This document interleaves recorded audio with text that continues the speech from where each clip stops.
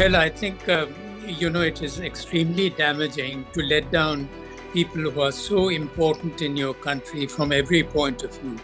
If you sort of degrade the government in power and the very important ministers and the prime minister, and also the intelligence agencies, then in fact you are undermining the country's interests, and you are ridiculing and trying to portray that this country is in the hands of irresponsible people, and it only sort of feeds fuel to those people and inimical forces against Pakistan. So I think it's an extremely wrong policy to demean and to debase your people publicly. If you have differences with them, I think they need to be settled in the parliament. You have to discuss with them at the personal level, one-to-one meetings. But Imran Khan does not believe in the parliament. He does not believe in having any exchanges with the government in power at the moment. That means the other political parties. And he wants to sort of go on the streets and make his points.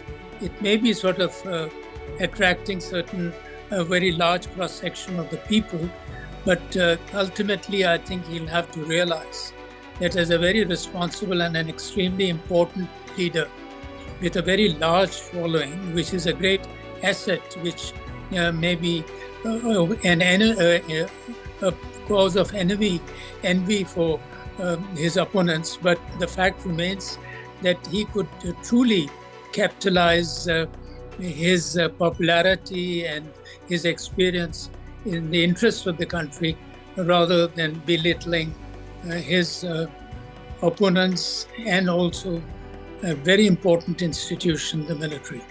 Well, I think the chief has been sort of working towards that, but I don't think there has been much success, as Imran Khan himself in one of the meetings did mention that. But at the same time, the visit of the prince from Saudi Arabia is extremely welcome. And as you know, they have always been the strongest ally and the friend of Pakistan. And this time, I think they are coming in order to see to it that in which areas they would like to invest, because Pakistan desperately needs some investments. It would be very good to give a boost to its economy, which is in dire straits at the moment. And I